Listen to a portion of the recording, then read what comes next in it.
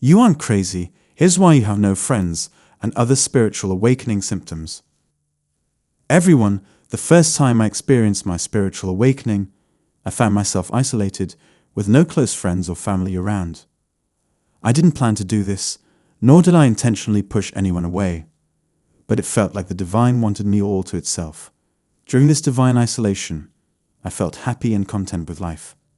Nevertheless, the nagging thought of being totally alone crept in. I started to wonder if there was something inherently wrong with me. Maybe I wasn't social enough, or was destined to be a lone wolf. Or maybe I was going crazy. Could I ever find my place in the world? So, are you going through something similar? Feeling abandoned, alienated, or cut off? I have some reassuring news. You're not alone, and there's nothing wrong with you. In fact, the divine may well be isolating you for a truly good reason. The surrounding environment is too raw, too abrasive, too harsh for your newfound sensitivity. As we grow more spiritually, our senses heighten, and we become more aware of our surroundings. Sometimes it's too much to bear, with subtle energetic shifts pulsing through the air, vibrations, invisible impressions that permeate certain places or people. Even our physical bodies start to change in tandem with our internal metamorphosis. So if you're feeling the need for some solitude, trust the process. It's your body's way of realigning with the energy of your environment. Let's talk about something that might hit close to home for some of you. Have you ever noticed that certain foods don't sit right with you anymore? Or maybe you're craving fresher, healthier options that you know will give your body the boost it needs. Same here, guys. I used to love my coffee, but now it just feels like too much for my system to handle. And certain meats and milk make me feel drained and depleted. And don't even get me started on all the preservatives and chemicals in most junk food. My body's just over it. But it's not just our stomachs that are more sensitive. Our eyes start to pick up on things too. Like little sparks or lights when there's an entity or energy around, or ringing in just one ear when there's a shift happening. And hey, how about those repeating numbers that seem to follow you around? Yeah, that's your sensitivity to the universe's synchronicities at play. But here's the thing. When we go through an awakening, we become so much more attuned to these things, which is wonderful. However, it also means we can get easily exhausted and overwhelmed by all the stimuli coming at us. The world around us can feel too harsh, too abrasive, almost like we've been stripped down to our core, with nothing to protect us. It's not a bad thing, it's just our consciousness shedding layers and becoming more raw and open. As an empath, I've learned that sensory overload is real, especially when it comes to emotions. There were times when I would literally shut myself off from the world, retreating into my room with the blinds drawn just to avoid being overwhelmed with all those sensations. Those quiet moments where I was in a sensory deprivation bubble were my way of finding calm in the midst of all the chaos. It's tough, you know, especially when you're surrounded by people who are still walking around in a cloud of unawareness, moving through life unconsciously. They can handle all the drama, the craziness, and the chaos, but you simply can't. For you, it's too much. Eventually, though, you'll learn how to take control of your own energy, your own aura. You'll be able to walk through a crowd of people into the center of chaos and still stay grounded.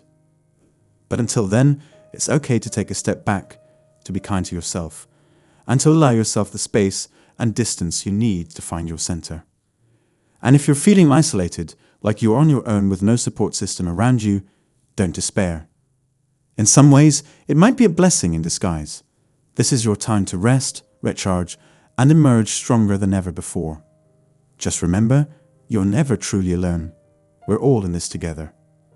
But for now, thank you for shining your light into this wild and beautiful experience called life. Keep being yourself, keep growing, and embrace the journey ahead. Until next time, stay curious. So, everyone, in this day and age, experiencing spiritual awakening is not an uncommon occurrence. However, it may leave one confused, isolated, and feeling as though they are going mad. When I had my first spiritual awakening, I too felt like I was alone in this world. The divine had somehow chosen to isolate me from everything else, and I couldn't grasp why this was happening to me.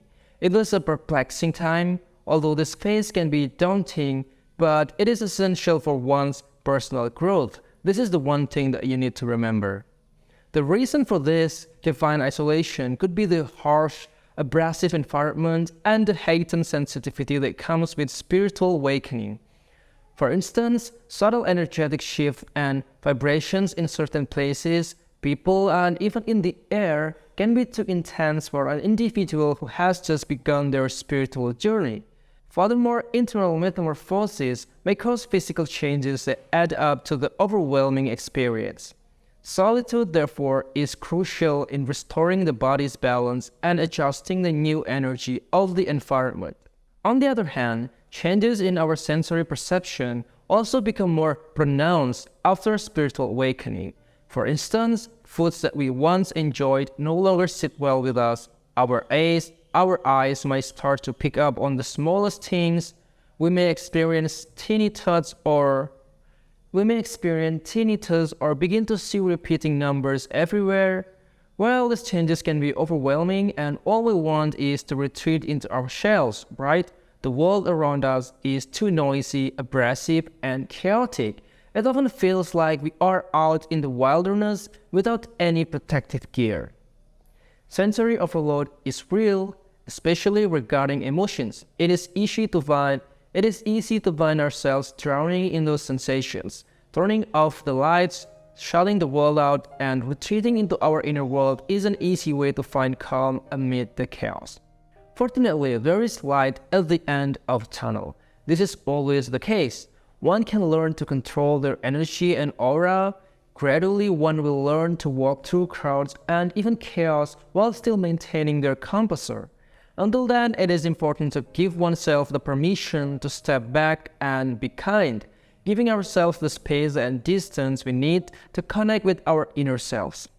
What's more, feeling isolated is not a permanent state of being. Sometimes it is a necessary step in our growth and personal development. Embrace the solitude, rest and recharge, and before you know it, the realization that we are all on this journey together will set in. In conclusion, spiritual awakening is a transformative experience. It comes with a heightened sense of perception and sensitivity to the world around us.